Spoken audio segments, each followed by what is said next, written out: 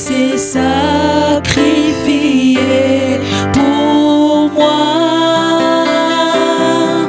De sa vie innocente, il s'aide pour mourir sur l'infâme bois.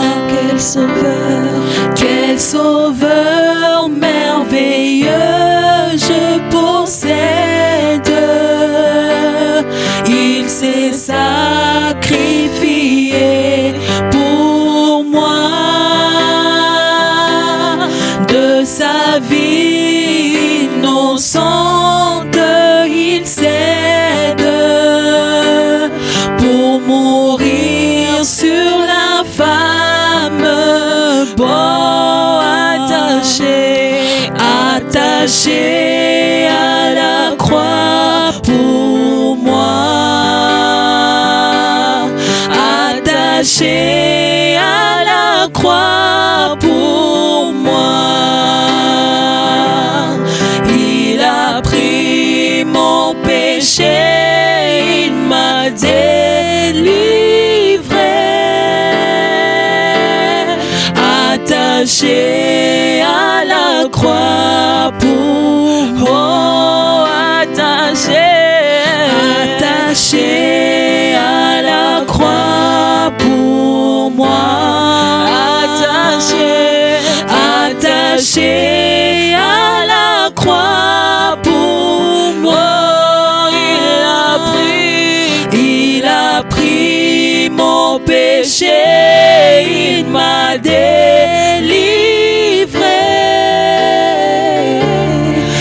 Attaché à la croix pour moi. Il a été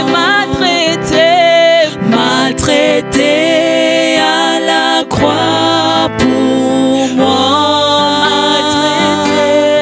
Maltraité à la croix pour moi. Jésus il a pris mon péché, il m'a délivré.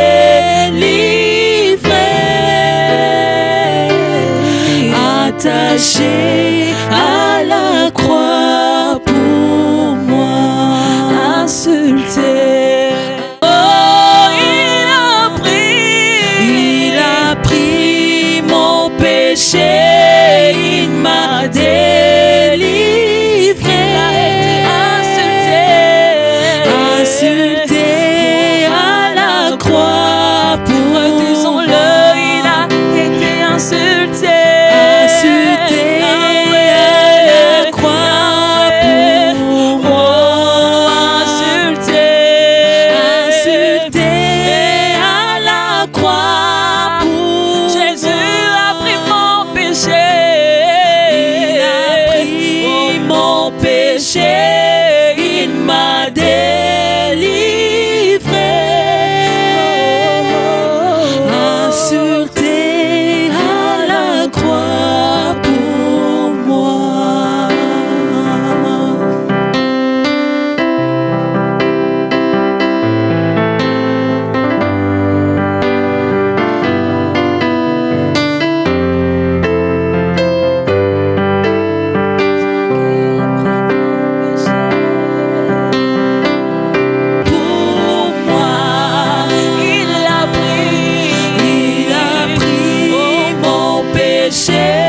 Il m'a délivré.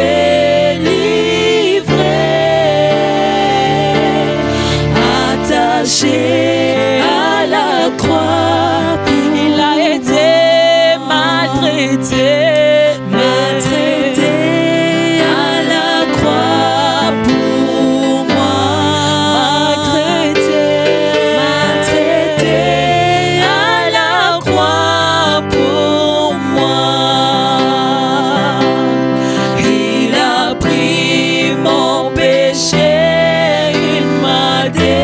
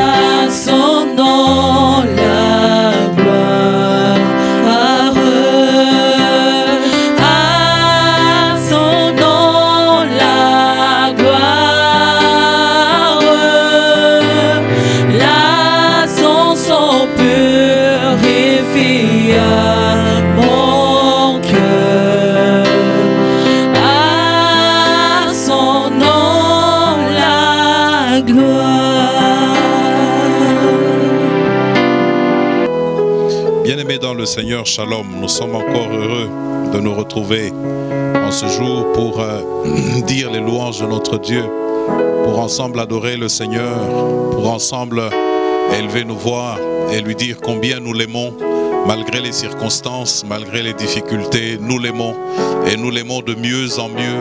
Nous voulons l'aimer encore plus. Nous voulons nous attacher davantage à lui. Là que vous êtes dans vos maisons, ouvrez votre Bible avec moi. Actes des Apôtres, le chapitre 4. C'est le dimanche qui précède le dimanche de la Pâque. Traditionnellement, on lit le texte où Jésus entre à Jérusalem et on chante Hosanna. Mais nous sommes dans un contexte assez différent. Mais nous continuons d'élever Jésus à travers ce texte. Actes chapitre 4, s'il vous plaît. Nous le regardons ensemble à partir du verset 5. Le lendemain, les chefs du peuple, les anciens et les scribes, s'assemblèrent à Jérusalem avec Anne, le souverain sacrificateur, Caïphe, Jean, Alexandre et tous ceux qui étaient de la race des principaux sacrificateurs.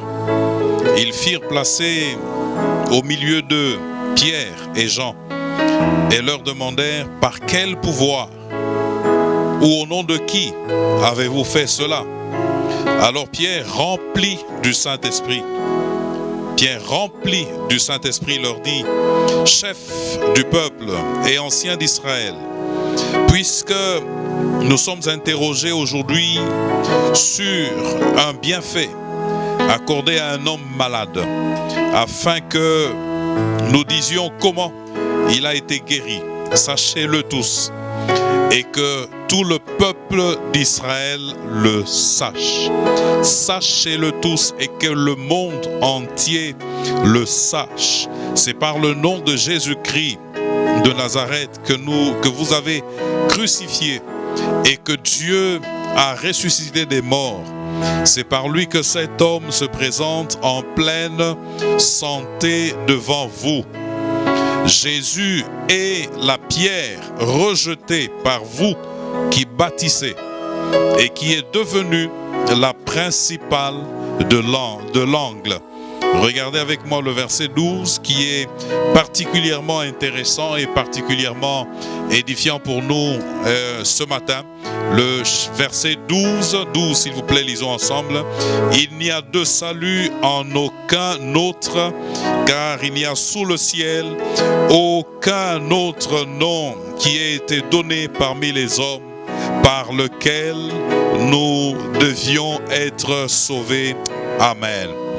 Nous allons chanter ensemble ce chœur qui dit: à Dieu soit la gloire. Par son grand amour, il nous a envoyé cet homme, ce Dieu, Jésus, qui est venu sur la terre et que nous célébrons ensemble cette semaine de Pâques. Il nous l'a envoyé afin que lui, par l'œuvre de la croix, par le sang versé à la croix, nous réconcilie, nous rapproche de Dieu et qu'il fasse de nous un royaume et des sacrificateurs, comme nous aurons l'occasion de le voir. Chantons ensemble: à Dieu soit la gloire. Tendons nos cœurs vers Dieu, levons nos mains en sa présence. À Dieu soit la gloire. À Dieu soit la gloire par son grand amour.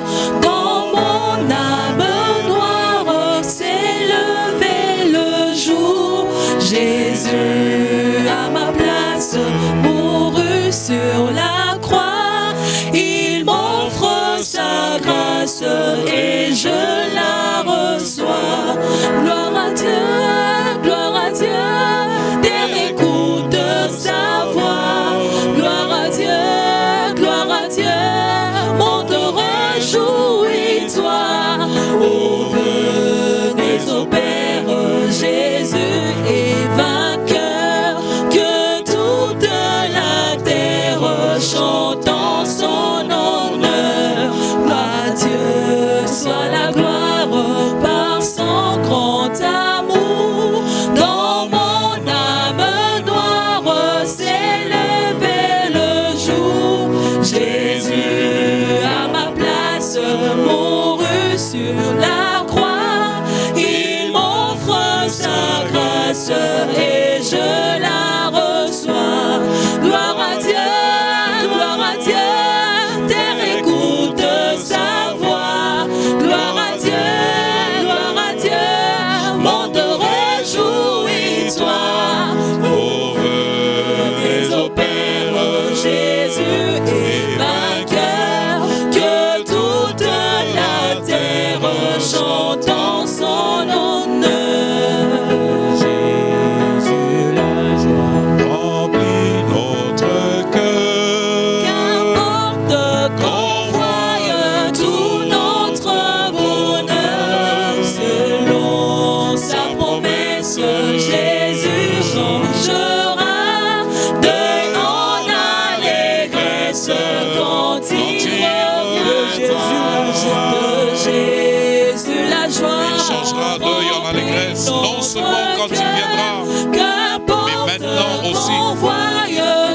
peut changer deuil en allégresse. Selon sa promesse, Jésus changera deuil en allégresse quand il reviendra. Gloire à Dieu, gloire à Dieu, terre écoute sa voix. Gloire à Dieu, monde réjouis-toi.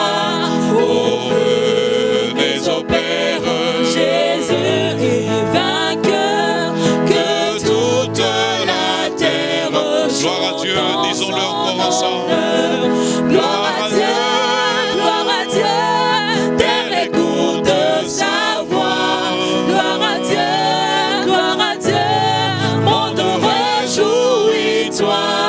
Au feu des opères, Jésus est vainqueur, que toute la terre chante en son honneur. Céleste patrie, mon cœur part sans toi. Là, mon âme unie à Jésus, mon roi, redira sans cesse que Christ est vainqueur. Qui dans sa tendresse sauva le pécheur. Gloire à Dieu, terre écoute sa voix. Gloire à Dieu, monde réjouis-toi. Au feu des opères, Jésus est vainqueur, que toute la terre chante en son nom. Offrons-lui encore nos cœurs, offrons-lui nos cœurs, offrons-lui nos vies, offrons-lui nos vies tous ensemble. Parlons-lui encore pour lui offrir nos cœurs, lui offrir nos vies. Alléluia. Offre-lui ton cœur ce matin encore, offre-lui ta vie. Lui est vainqueur, que toute la terre chante en l'honneur de Jésus, parce que lui est vainqueur, parce que lui est vainqueur, que la terre entière chante en son honneur, que toute la terre célèbre son Saint-Nom, que toute la terre célèbre la victoire de Jésus, la grandeur de Jésus, que la terre célèbre la grandeur de Jésus, lui qui est levé au-dessus de tout nom qui se peut nommer. Alléluia, que nos cœurs encore ce matin s'offrent à lui, s'ouvrent à lui. Béni soit ton nom, Seigneur. Alléluia. Louange à toi, Seigneur. Alléluia. Une dernière fois, gloire à Dieu. Gloire à Dieu. Terre écoute sa voix. Gloire à Dieu. Monde réjouis-toi. Au feu des opères, Jésus et vainqueur, que toute la terre chante en son honneur. Donne-lui une petite acclamation là que tu es, même si tu es seul, acclame-le, parle-lui, acclame-le, même seul, alors que tu es dans sa présence. Les frères ne sont pas là, mais Jésus, lui, est là. Il a entendu ta louange, il a entendu ton adoration.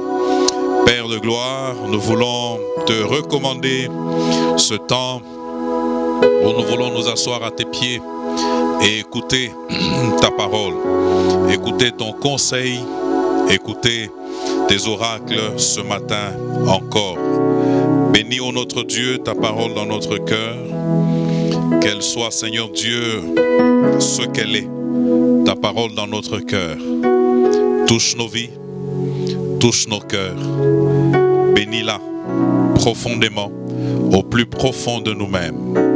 Qu'elle soit la boussole qui nous fait tellement défaut en ces temps-ci, qu'elle soit cette boussole et qu'elle soit cette encre qui nous permet de ne pas couler, qui nous empêche de couler, au nom de Jésus.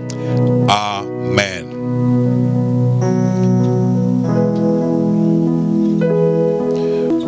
Notre texte de lecture ce matin, 1 Corinthiens, chapitre 1, 17 à 25.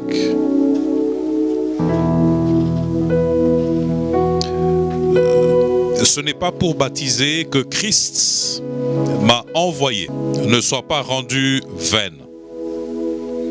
Car la prédication de la croix est une folie pour ceux qui périssent, mais pour nous qui sommes sauvés, elle est une puissance de Dieu. Aussi est-il écrit, je détruirai la sagesse des sages et j'anéantirai l'intelligence des intelligents. Où est le sage? Où est le scribe? Où est le disputeur de ce siècle? Dieu n'a-t-il pas convaincu de folie la sagesse du monde? Car puisque le monde, avec sa sagesse, n'a point connu Dieu dans la sagesse de Dieu, il a plu à Dieu de sauver les croyants par la folie de la prédication. Les Juifs demandent des miracles et les Grecs cherchent la sagesse.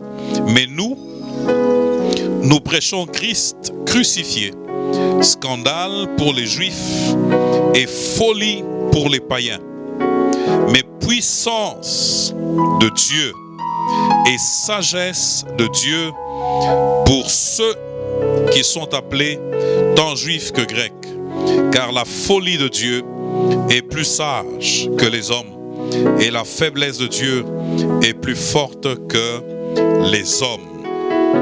Ce matin, regardons ensemble ce merveilleux thème. Nous nous préparons cette semaine à célébrer la Pâque, célébrer l'œuvre de Jésus à la croix, célébrer son humanité, célébrer sa divinité, célébrer sa grandeur, célébrer son saint nom, célébrer tout ce qu'il est, célébrer tout ce qu'il a fait.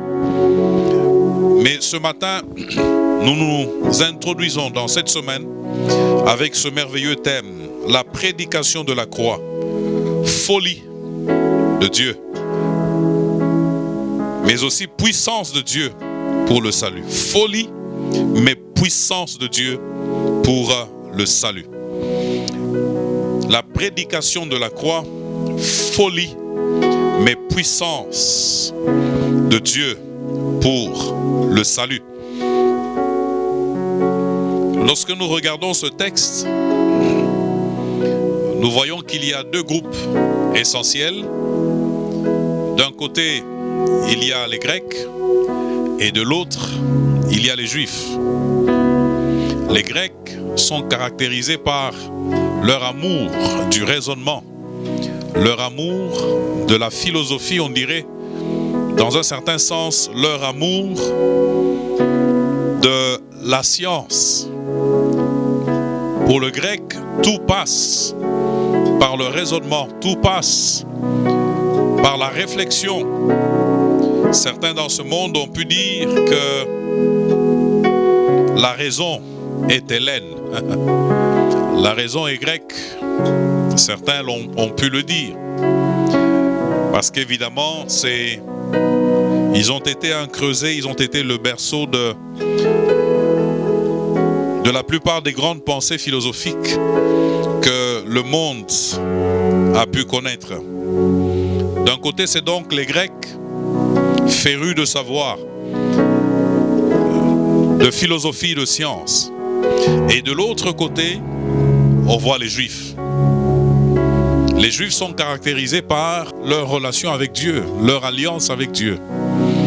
Ils sont en alliance avec Dieu, ils ont entendu les oracles de Dieu, ils ont entendu la parole de Dieu, ils ont, entre guillemets, la connaissance de Dieu que les autres n'ont pas, que les païens n'ont pas. Eux ont été choisis par Dieu. Ils ont vu la main de Dieu en Égypte et génération après génération on raconte la sortie de l'Égypte. Ils ont vu la main de Dieu à travers la traversée de la mer Rouge. Lorsque Dieu a séparé en deux les eaux pour permettre aux enfants d'Israël de passer et d'échapper ainsi à la main de Pharaon. Cela veut dire qu'étape après étape, ils sont en train de voir la main puissante de Dieu à travers leur vie. Ils étaient dans le désert et ils ont vu la manne tomber du ciel, le pain qui tombe directement du ciel. Ils ont vu des cailles tomber par terre et il y en avait des couches et des couches. Chacun pouvait juste se pencher et ramasser ce qu'il fallait pour lui, ce dont il avait besoin pour manger. C'est-à-dire que c'est des gens qui sont habitués à, entre guillemets, marcher avec Dieu et voir Dieu. Alors, d'un côté, les Juifs, qu'est-ce qu'ils cherchent?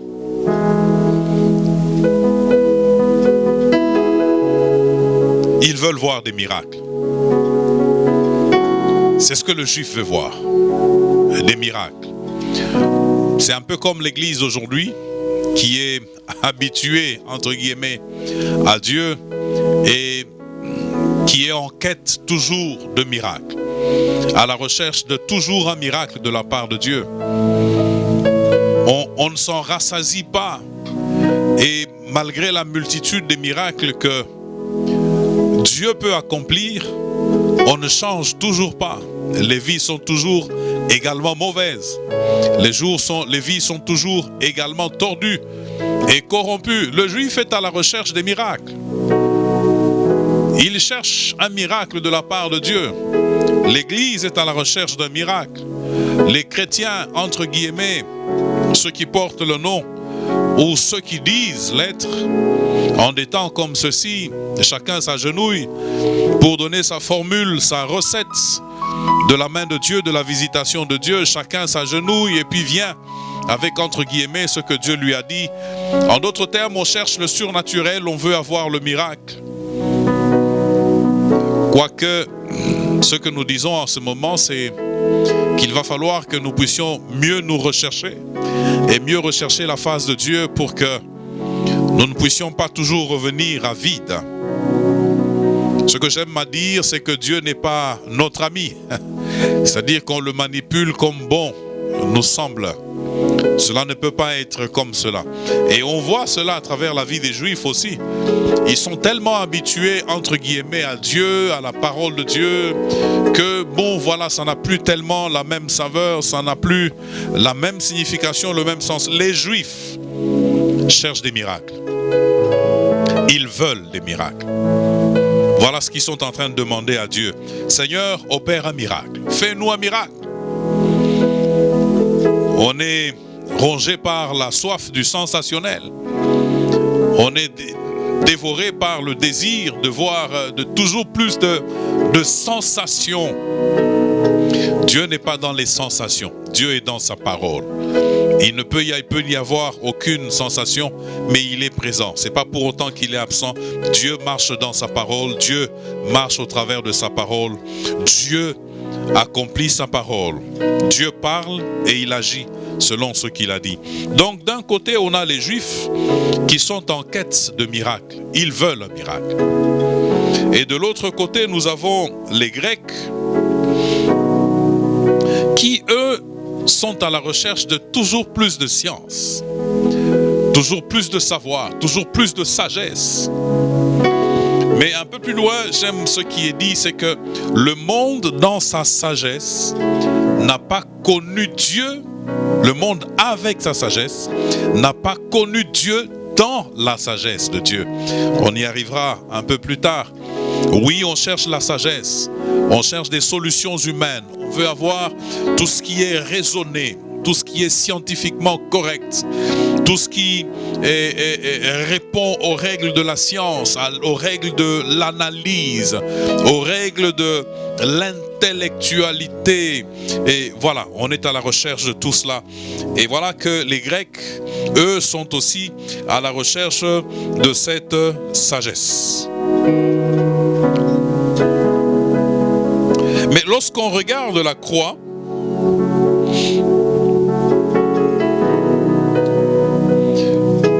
quand on parle de la croix, pour le grec qui est dans le raisonnement, qui est dans la réflexion,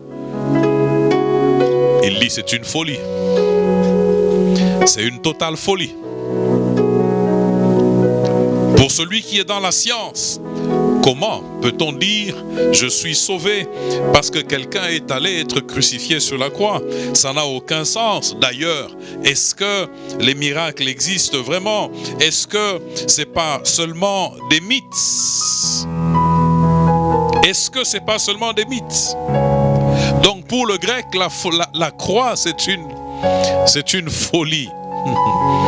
Mais écoutez-moi, bien-aimés, c'est que la raison sans la foi est toujours en opposition avec Dieu, est toujours en train de s'élever contre Dieu. La raison sans la foi fait la guerre à Dieu. Dieu n'est pas contre le fait d'être intellectuel. C'est une merveilleuse chose. Et vous verrez que dans les Écritures, il y a plusieurs textes qui nous conduisent dans la direction du bon sens. C'est-à-dire qu'on ne va pas tout spiritualiser. Il y a des moments où on doit faire preuve de bon sens. Mais notre bon sens, notre intellectualisme, notre intellect, lorsqu'il n'est pas touché par la foi, il n'est pas censuré par la foi, eh bien le plus souvent, il tombe dans la rébellion. Il tombe dans le déni de Dieu. Et ça, c'est un réel problème. Mais j'aime cette parole dans Psaume 111, le verset 10, et encore dans Proverbe 3, le verset 4.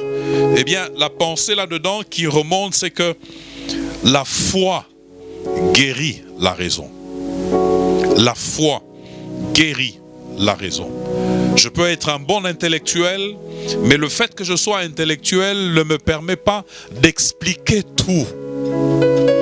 Je peux avoir fait de hautes études, mais ce n'est pas le fait que j'ai fait de hautes études qui me permettra de m'imprégner ou de pénétrer les vérités spirituelles et les vérités bibliques.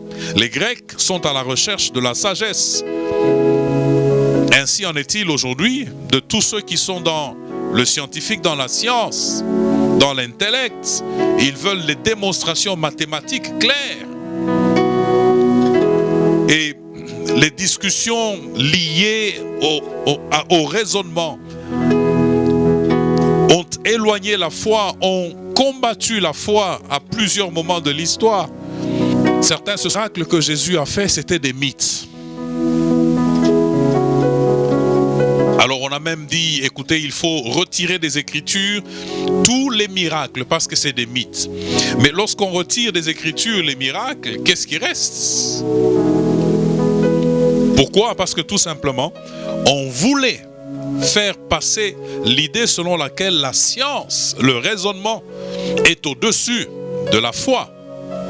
Et ça, c'est un énorme mensonge. Bien aimé, la foi guérit toujours la raison. Dieu n'est pas contre le bon sens. Dieu va dans le sens du bon sens. Mais seulement, Dieu, il s'appréhende par la foi. Dieu s'appréhende par la foi. C'est par la foi que l'on peut s'approcher de Dieu et comprendre les vérités spirituelles qu'il nous transmet. En cherchant, en allant dans 1 plus 1, on n'aboutira jamais à une réponse spirituelle. Mais en allant par la foi, on finira par parvenir à un raisonnement cohérent et tout à fait logique. Les Grecs cherchent la science, ils cherchent la sagesse. Tandis que le juif, il est à la recherche du miracle. Alors j'ai dit que pour le grec, la prédication de la croix, c'est pas possible, c'est une folie. C'est une folie. De la même manière, aujourd'hui, pour celui qui veut recevoir la parole de Dieu de manière intellectuelle et scientifique, il trouvera que la parole de Dieu n'a pas de sens. C'est une folie. Il pensera que tous ceux qui lèvent les mains pour adorer le Seigneur, c'est des fous. On va chercher à savoir quelle est la zone du cerveau qui est responsable de toutes ces choses-là. Et voilà combien on peut s'égarer. Donc pour le grec, il veut la sagesse. Quand il entend parler de Dieu, il veut quelque chose de cohérent, quelque chose de scientifique. Alors lorsqu'on prêche la croix, pour lui c'est une totale folie. Pour plusieurs d'ailleurs aujourd'hui, la parole de Dieu est une folie.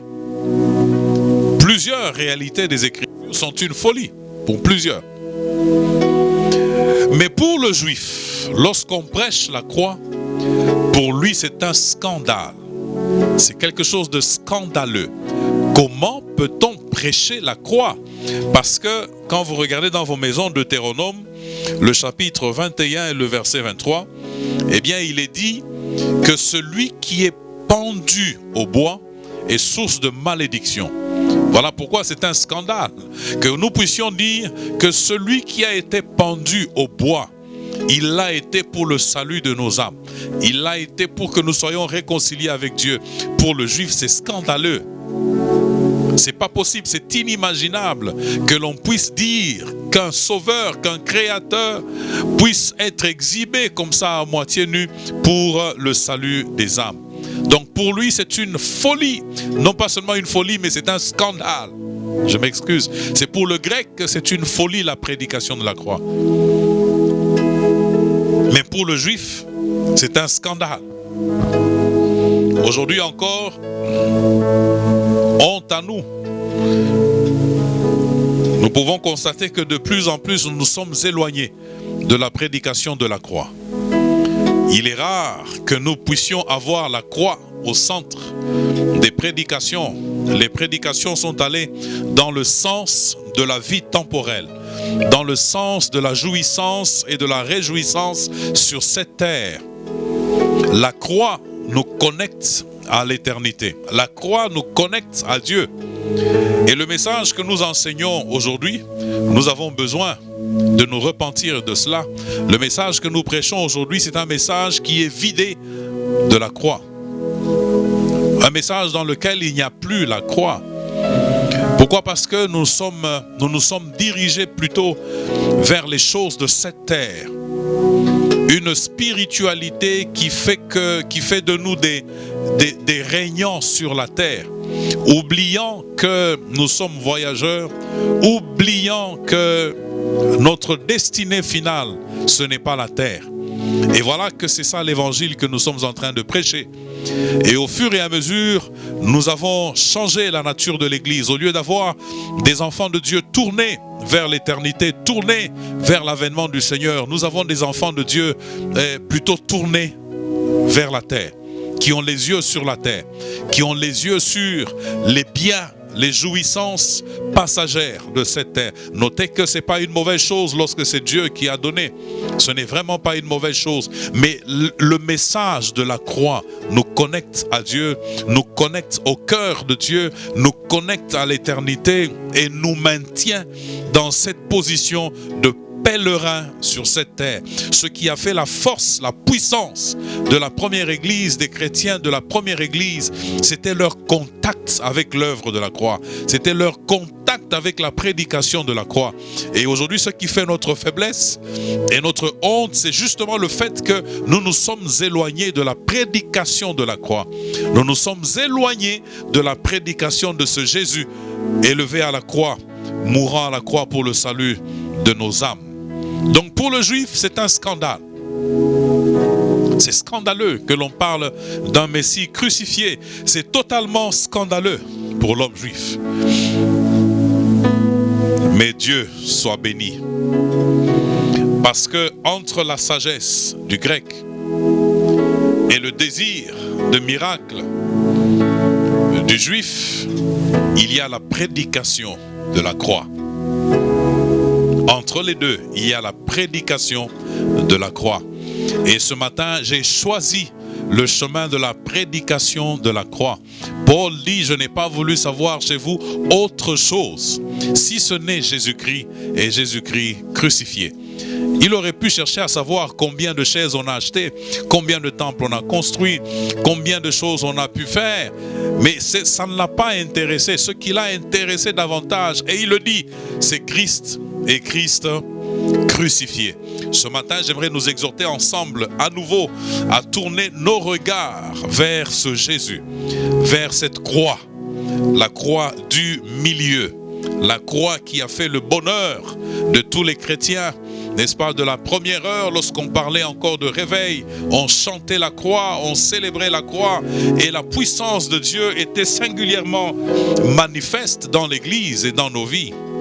Aujourd'hui, nous ne célébrons plus la croix, nous ne chantons plus la croix, nous n'élevons plus la croix, et nous nous mettons à fabriquer des atmosphères spirituelles. Nous fabriquons des signes de la part du Saint-Esprit. Nous fabriquons des actions de la part du Saint-Esprit. Gloire soit rendue à Dieu. Il y a toujours un reste fidèle. Il y a ceux-là qui sont restés sur le chemin. On ne peut pas dire que tout le monde est dans le faux. Il y a ceux qui sont aussi sur le chemin. Gloire soit rendue à Dieu pour cela. Donc regardez mes frères, le chemin que nous nous exhortons ensemble à choisir en ce dimanche qui précède la semaine de Pâques. Depuis que je suis pasteur, c'est la première fois que je vais faire un séminaire de Pâques en ligne sans l'assemblée devant moi. C'est inédit. Hein? C'est une situation inédite. Nous sommes en train de faire un séminaire de Pâques en ligne. La discussion a été, est-ce qu'on peut faire aussi la Sainte Seine en ligne? Il y a des choses qui sont sacrées avec lesquelles on ne peut pas jouer, mes frères et mes sœurs, n'est-ce pas? C'est ainsi que nous avons un peu découragé, n'est-ce pas, cette affaire des dîmes et tout en ligne, ou je ne sais pas moi, par électronique, ou je ne sais pas comment. Celui qui est disciple, il connaît ses responsabilités et il agit selon ses responsabilités. Ça, je le crois, et ça, je l'ai expérimenté, et je crois qu'il y a un reste fidèle à Dieu, mes frères. Ce matin, revenons tous ensemble au chemin de la croix. Au chemin de la croix. Regardez, tout à l'heure, j'ai dit, le monde, avec sa sagesse, n'est pas en mesure de connaître Dieu dans sa sagesse. Cela veut dire qu'il y a un écart, un énorme écart entre la sagesse des hommes et la sagesse de Dieu. Il y a un très grand écart. Le monde est devenu, entre guillemets, sage. Le monde a acquis énormément de connaissances. J'entendais dans un débat, on se levait contre l'attitude d'un homme et on disait, mais lui, il est archaïque, il est de quel âge? Ce n'est pas moderne. Eh bien, l'homme moderne a acquis des connaissances. Et comme il est écrit, lorsque la connaissance monte, la charité a tendance à se refroidir. Et voilà, aujourd'hui, l'homme, avec ses connaissances, il a normalisé ce qui ne peut pas être regardé comme normal. Tout récemment, il y a quelques mois en arrière, tout le monde riait et puis voilà. Bon, est-ce que c'était une blague? Nous ne le savons, mais toujours est-il qu'il y avait une personne qui se mariait avec son chien ou avec son animal de compagnie. Bon, on riait. Bon, est-ce que c'était une blague? Est-ce que c'était vrai? Mais c'est extrêmement grave. C'est extrêmement grave. Il y a beaucoup de choses aujourd'hui évidemment, que nous cherchons, nous en parlons, nous voulons en parler sans que nous ne puissions heurter, n'est-ce pas, certaines lois. Il y a des milieux où vous ne parlez pas de n'importe quelle manière d'homosexualité parce qu'il y a la loi, il y a toutes ces choses qui interviennent. Mais tout ça, écoutez, tout cela, bien aimé, c'est l'homme qui s'affranchit, entre guillemets, de Dieu. L'homme qui veut se libérer de Dieu. Il se retrouve dans cette parole du serpent dans le jardin d'Éden qui lui dit « Tu seras comme Dieu.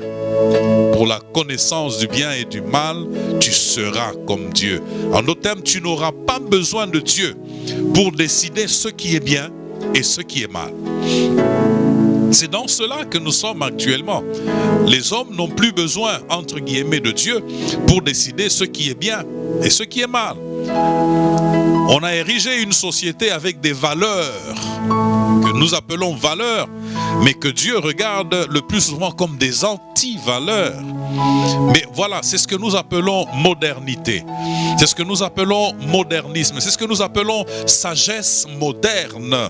C'est ce que nous appelons, je ne sais pas moi quoi, comment on dirait, connaissance, niveau, ou en ce qu'on appelle les relations contre nature, que Dieu regarde comme des abominations. Nous n'allons pas changer les Écritures, nous n'allons pas changer ce que Dieu a écrit. Mais voilà que c'est ça la sagesse du monde. C'est ça la sagesse du monde. C'est ça la sagesse du monde.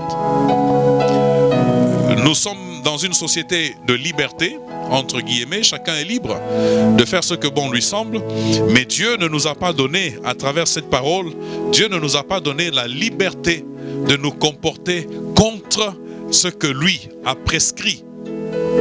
Aujourd'hui, moi je plaide pour que nous revenions sous la dictature, entre guillemets, des Écritures, la dictature de Dieu, pour que nos cœurs ne finissent pas de tout détruire et de nous conduire dans la perdition la plus irréversible.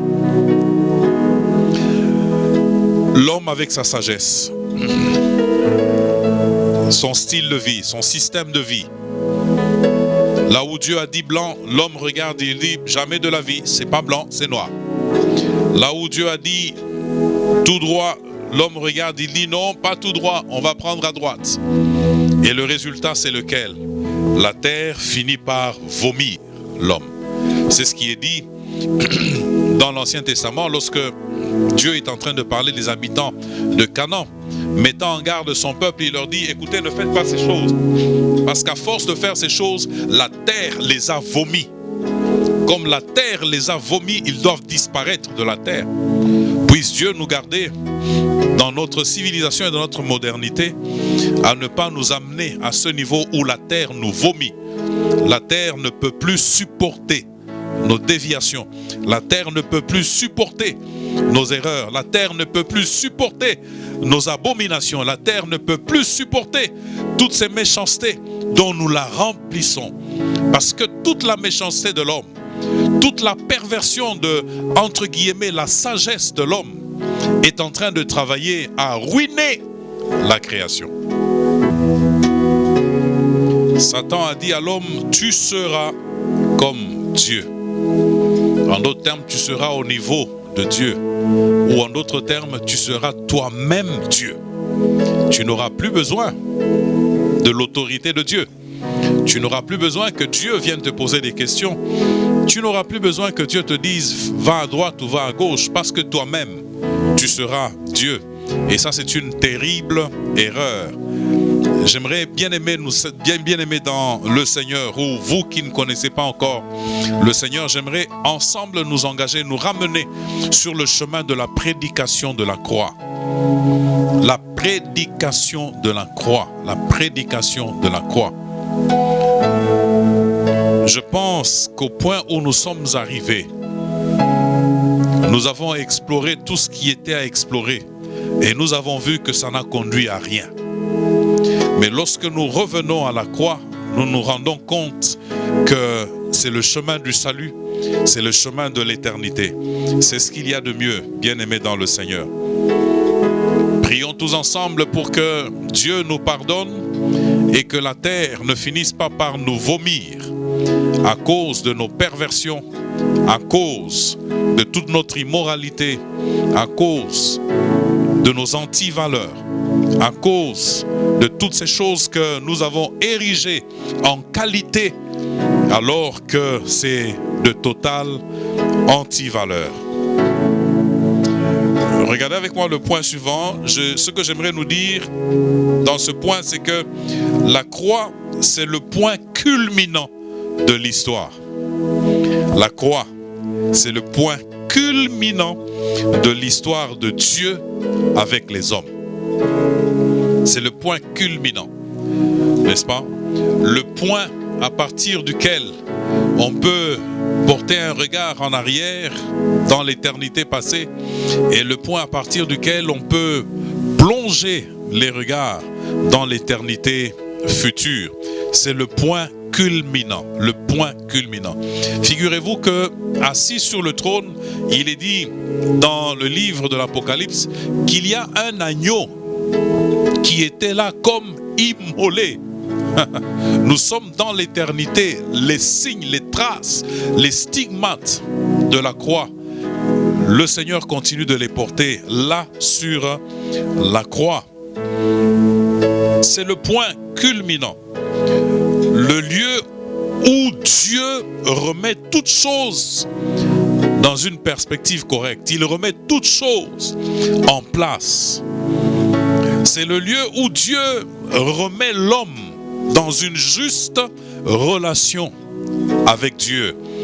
Selon qu'il est dit dans 2 Corinthiens 5, le verset 19, Dieu était en Christ, réconciliant le monde avec Dieu. C'est à travers l'œuvre de la croix, à travers la croix, que les hommes sont ramenés, sont remis dans une juste relation avec Dieu. Et lorsque je suis replacé dans une juste relation avec Dieu, je suis moi-même replacé dans une juste position par rapport à moi-même. C'est lorsque je regarde Dieu que je peux me situer moi-même par rapport à ma vie, par rapport à ma destinée, par rapport à ce que je suis. C'est lorsque j'ai conscience de Dieu et que Dieu est à sa place dans ma vie que je trouve ma propre place. La création tout entière est remodelée, est aussi repositionnée au fur et à mesure. Et nous verrons, n'est-ce pas, dans les jours qui viennent, dans les années, Dieu seul sait quand, nous allons voir que Dieu lui-même va restaurer la création. Il va refaire la création. Parce que Paul dit que la création tout entière a été soumise à la vanité. Non pas de par elle-même, mais tout simplement à cause des agissements de l'homme sur la terre. À cause de ce que l'homme fait, la création tout entière a été soumise à la vanité. Et cette création est en train de soupirer. Elle soupire après la manifestation, la révélation des fils de Dieu. Donc toute la création aussi soupire, est à la recherche de quelque chose de nouveau qui ne peut arriver que par la prédication de la croix. Rien que par la prédication de la croix, mes frères. Parler de la prédication de la croix, ça peut paraître abstrait, mais lorsqu'on parle de la croix, on parle de la vie que Jésus a donnée. Jésus a donné sa vie, n'est-ce pas? J'aimerais que nous puissions lire ensemble Éphésiens chapitre 1, 7 à 10, qui va singulièrement nous aider.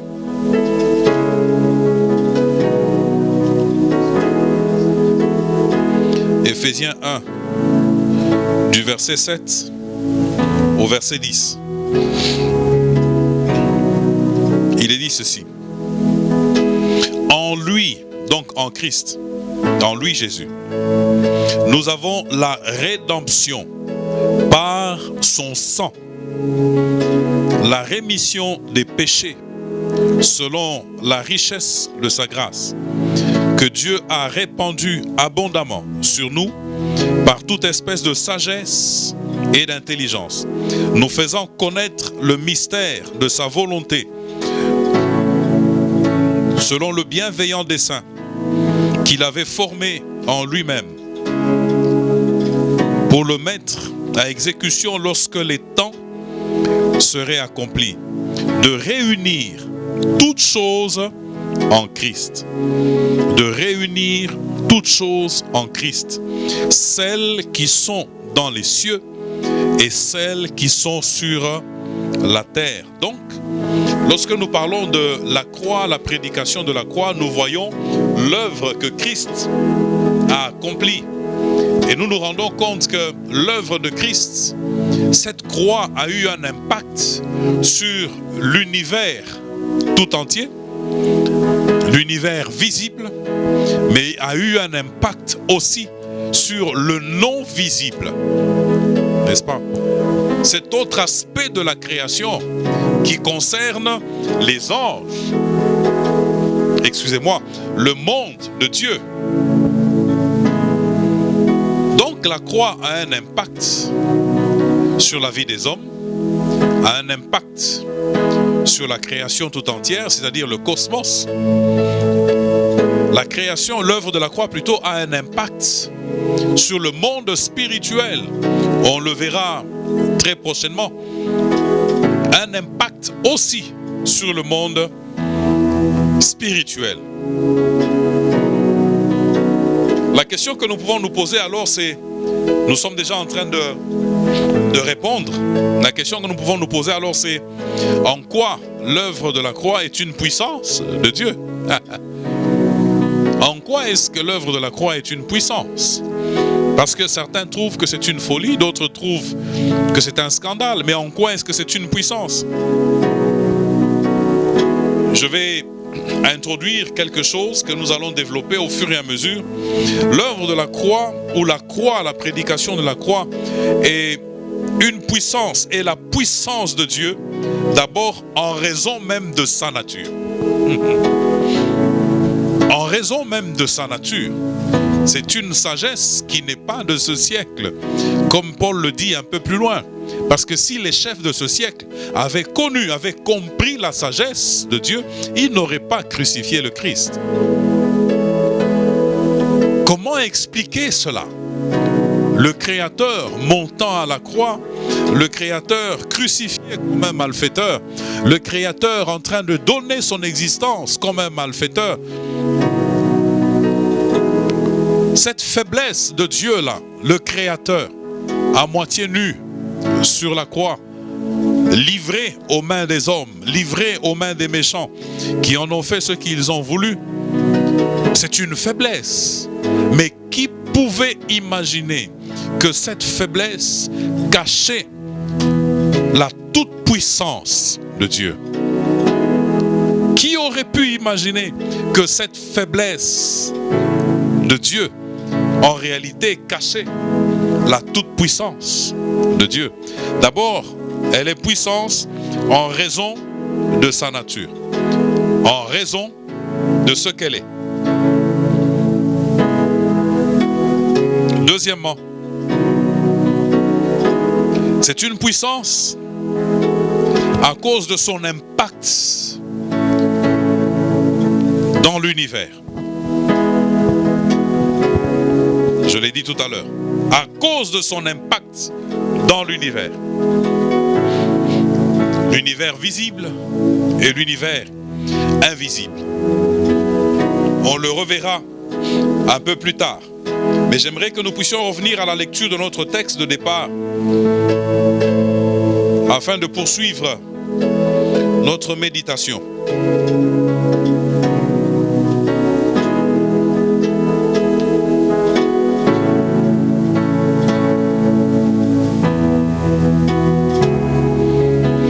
Car la prédication de la croix est une folie pour ceux qui périssent.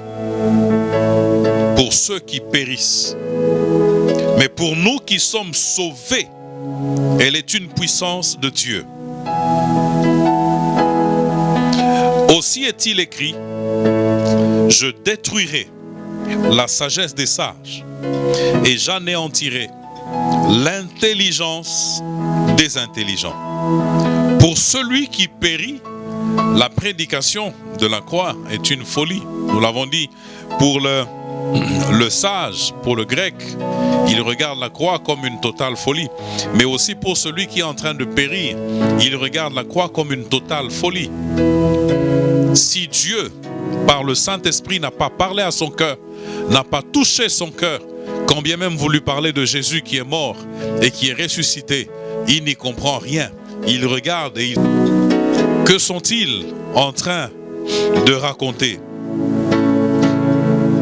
Je détruirai la sagesse des sages et j'anéantirai l'intelligence des intelligents. Où est le sage? Où est le scribe? Où est le disputeur de ce siècle? Dieu n'a-t-il pas convaincu de folie la sagesse du monde? Dieu n'a-t-il pas convaincu de folie la sagesse du monde? Car puisque le monde, avec sa sagesse, n'a point connu Dieu dans la sagesse de Dieu, il a plu à Dieu de sauver les croyants par la folie de la prédication. Les Juifs demandent des miracles et les Grecs cherchent la sagesse. Nous prêchons Christ crucifié, scandale pour les Juifs et folie pour les païens, mais puissance de Dieu et sagesse de Dieu pour ceux qui sont appelés tant juifs que grecs, car la folie de Dieu est plus sage que les hommes, et la faiblesse de Dieu est plus forte que les hommes. C'est ici le moment pour moi de nous ramener tous au pied de la croix. C'est vraiment le moment pour moi de nous ramener tous au pied de la croix. Moi qui prêche, suis-je en harmonie avec la croix? Ou suis-je en train de marcher comme Paul le dit aux Philippiens, il y en a qui marchent en ennemi de la croix? Suis-je un ami ou un ennemi de la croix? Ça, c'est pour moi qui prêche et pour tous mes frères qui avons, n'est-ce pas, la responsabilité de proclamer la parole de Dieu. Sommes-nous amis ou sommes-nous ennemis de la croix? Et à tous les autres, j'aimerais simplement dire que la croix, c'est aussi un message d'espérance. Parce que c'est un message de salut. Il dit, car Dieu a tant aimé le monde qu'il a donné son Fils unique afin que quiconque croit en lui ne périsse point, mais qu'il ait la vie éternelle. C'est-à-dire que pour tous ceux qui sont en train de périr, pour les païens, quiconque, tout celui qui veut, qui revient à la croix, a la possibilité d'être sauvé, a la possibilité d'être tiré du péril, parce que être sauvé, c'est être tiré d'un danger, être tiré d'un péril imminent. Et le péril imminent qui nous guette tous, c'est la perdition éternelle. Le péril imminent, c'est pas la pandémie, c'est pas les épidémies, c'est pas les maladies. Le péril imminent qui nous guette tous, c'est la perdition éternelle, c'est l'enfer. Pour tous ceux-là, n'est-ce pas, qui n'ont pas eu un contact intime et personnel avec l'œuvre de la croix, ce matin, je nous redis à nous tous, revenons au pied de la croix. Revenons ensemble au pied de la croix. Posons-nous la question, suis-je ami ou ennemi de la croix? Suis-je à la croix ou ne suis-je pas à la croix?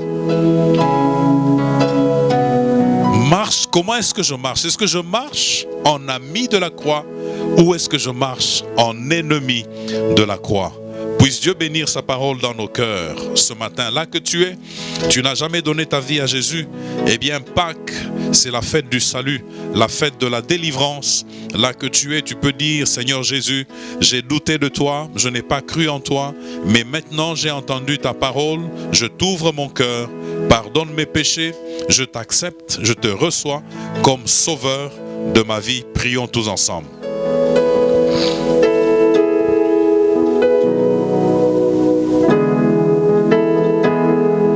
Seigneur, là que tu es. Alléluia. Chantons ensemble ce refrain, Sainte Croix.